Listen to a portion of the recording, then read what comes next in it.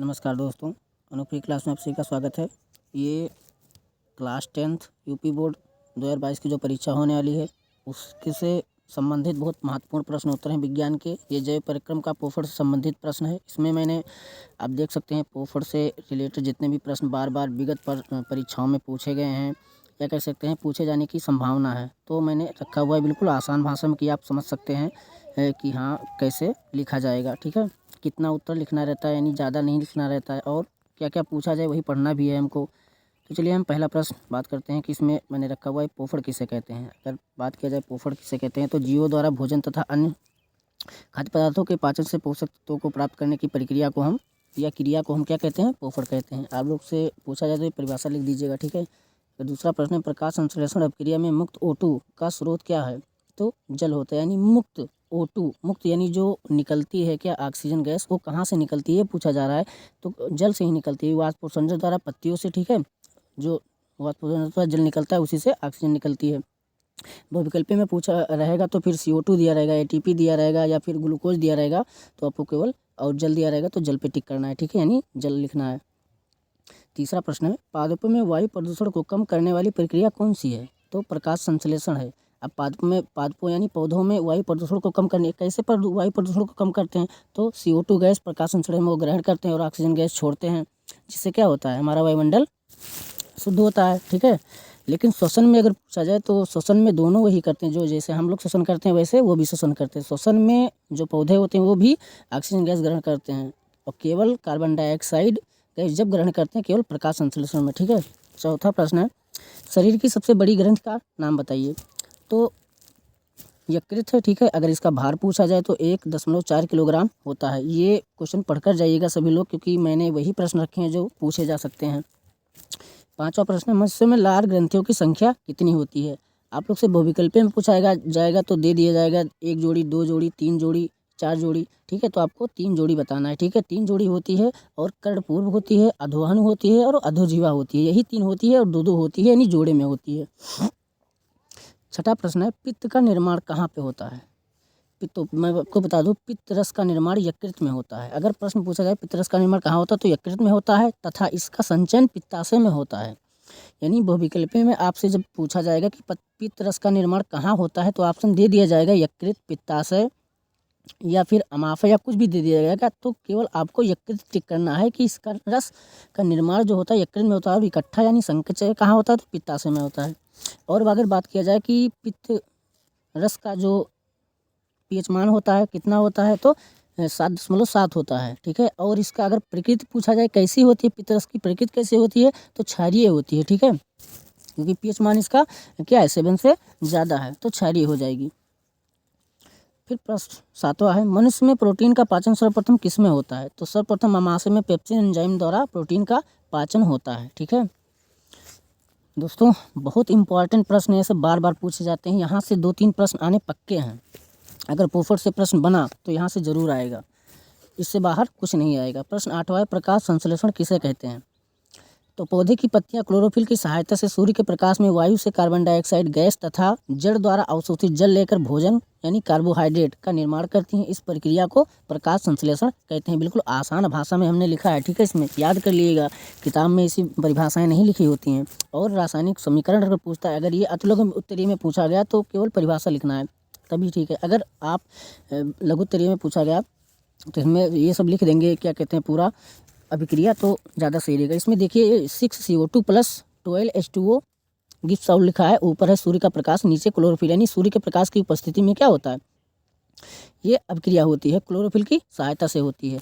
और फिर क्या बनता है तो C6H12O6 बनता है, यानी ग्लूकोज बनता है। ठीक है, यानी यही कार्बोहाइड्रेट है जिसे हम कहते हैं। प्लस क्या होता है 6H2 यानी जल भी निकलता है, प्लस 6O2 ये देखिए ऑक्सीजन। अभी हमने जो बात किया था कि ऑक्सीजन गैस निकलता है तो किससे निकलता है, ऑक्सीजन के साथ में ही निकलता है। ठीक है, तो अगर आप लोग चैनल को सब्सक्राइब नहीं किए तो कर लीजिएगा। ठीक है, क्योंकि आगे और भी सीरीज़ मैंने इसके बाद में दूसरा वीडियो श्वसन का रहेगा जो बार बार पूछे गए हैं और पूछे जा सकते हैं, वही प्रश्न रहेगा। चलिए प्रश्न 9 है, बात करते हैं लार में कौन सा एंजाइम होता है और वह किसका पाचन करता है? लार में यानी आप लोग जानते हैं राल जिसे कहते हैं, लार में टाइलिन एंजाइम पाया जाता है। यह मंड का आंशिक पाचन करता है। यह एंजाइम मंड को शर्करा में बदल देता है।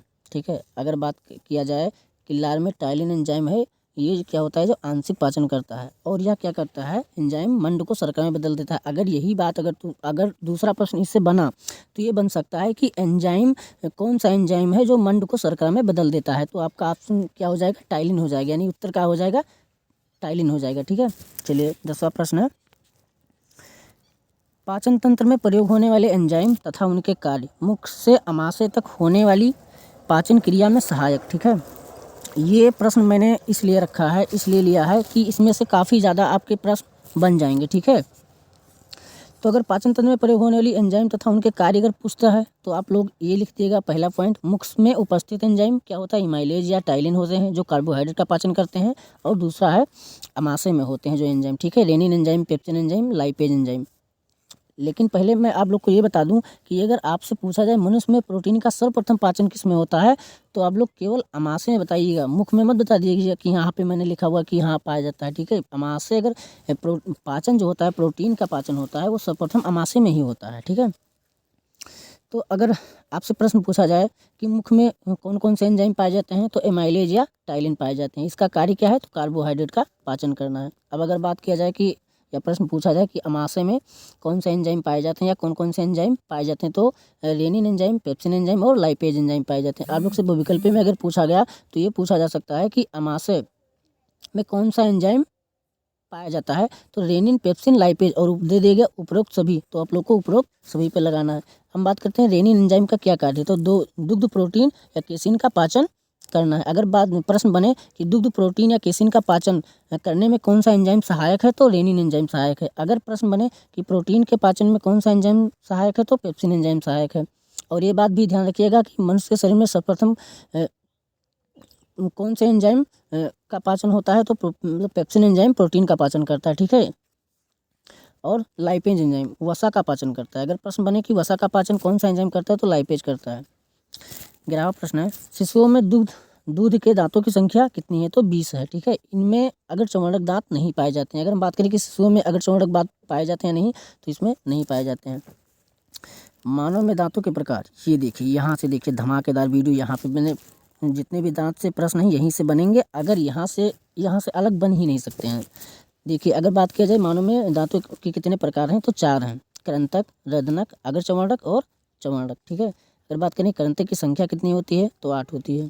अगर प्रश्न पूछा जाए कि मानव में कृंतक की संख्या कितनी होती है, तो 8 होती है। रदनक की संख्या कितनी होती है, 4 होती है। अगर चौवर्णक की संख्या 8 होती है और चौवर्णक की संख्या 12 होती है। टोटल 32, क्या कहते हैं, इसमें 3 लिखा हुआ है, 2 कट गया है, टोटल 32।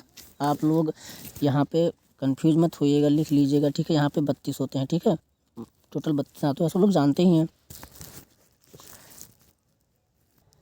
तो दोस्तों, मनुष्य में कुल 32 दांत होते हैं। ठीक है, अगर आपसे प्रश्न पूछा जाए कि कृंतक जो दांत होते हैं उसका क्या कार्य होता है, तो भोजन को कुतरना होता है। और रदनक के क्या कार्य होता है, तो भोजन को चीरना फाड़ना होता है। अगर चौवर्णक का क्या कार्य होता है, तो भोजन को चबाने दबाने का कार्य होता है। और चौवर्णक की संख्या, अगर चौवर्णक का क्या कार्य है पूछा जाए, तो भोजन को पीसने का कार्य करता है। ये पिछली बार या कह सकते हैं अगली बार पेपर में आया भी था, मैंने प्रश्न भी देखा है कि चौवर्णक का क्या कार्य होता है, तो भोजन को पीसने का कार्य होता है। ठीक है, ये कृंतक जो होते हैं, जो 4 ऊपर होते हैं 4 नीचे होते हैं, ये गुड़े कर दिया है। ठीक है, ये समझ सकते हैं आप। और रदनक जो है 2 ऊपर होते हैं 2 नीचे होते हैं। अगर चौवर्णक 4 ऊपर होते हैं और 4 ऊपर होते हैं और 4 नीचे होते हैं। और अगर चौवर्णक की बात की जाए तो शिशुओं में नहीं पाया जाता है। ठीक है, और चौवर्णक की बात किया जाए तो भोजन को पीसने का कार्य, ठीक है, आपने बता दिया। अब इससे रिलेटेड कुछ पॉइंट हैं, इसमें देख लीजिएगा।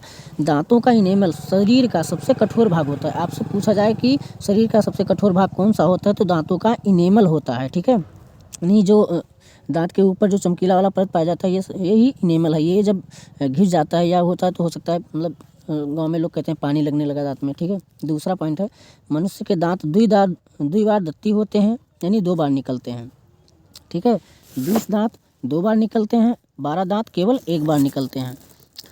आप लोग वीडियो को लाइक ज़रूर कर दीजिएगा और दोस्तों को भी शेयर कर दीजिएगा। ठीक है, कि हाँ, अगर पढ़ाते हैं तो भाई आप लोग बने रहेंगे, तभी तो मैं और वीडियो डालूँगा और मैं आपसे बात करूँ और दांतों के बारे में। दोस्तों, अगर आप लोगों से बहुविकल्पी में पूछा जाए कि मनुष्य के दांत होते हैं, ऑप्शन दे दिया जाए द्विबार दंती या फिर गर्त दंती या फिर विषम दंती या द्विबारदंती, तो ये सभी ऑप्शन सही है। यानी कि मनुष्य में जो दांत पाए जाते हैं वो गर्तदंती भी होते हैं, विषमदंती भी होते हैं और द्विबारदंती भी होते हैं। ठीक है, अगर गर्तदंती की बात करें तो ये दांत हड्डियों की खांच में धंसे रहते हैं। ठीक है, और विषमदंती मानव के एक जबड़े में विभिन्न प्रकार के दांत पाए जाते हैं, जैसे कृंतक, दंतक, अग्रचर्वणक, ये चर्वणक, ये सभी क्या होते हैं, मानव को विषमदंती दांत होते हैं। ठीक है, तो वीडियो कैसा लगा आप लोग जरूर बताइएगा। ठीक है, और अभी तक आप लोग चैनल को सब्सक्राइब नहीं किया तो सब्सक्राइब कर लीजिए, और टेलीग्राम चैनल भी इसी नाम से है, ज्वाइन कर लीजिएगा। और इसका PDF अगर आप लेना चाहते हैं तो टेलीग्राम पे ही PDF मिलेगा, या फिर आप लोग कमेंट में कर दीजिएगा। ठीक है, तो वहाँ से मैं आपको कमेंट में बता दूंगा कि ये PDF कहाँ पर मिलेगा। ठीक है, अगले वीडियो में मिलते हैं फिर इसके बाद में सेशन पे। ठीक है, दोस्तों को भी शेयर करिएगा, और फिर मिलते हैं अगले वीडियो में। तब तक के लिए धन्यवाद।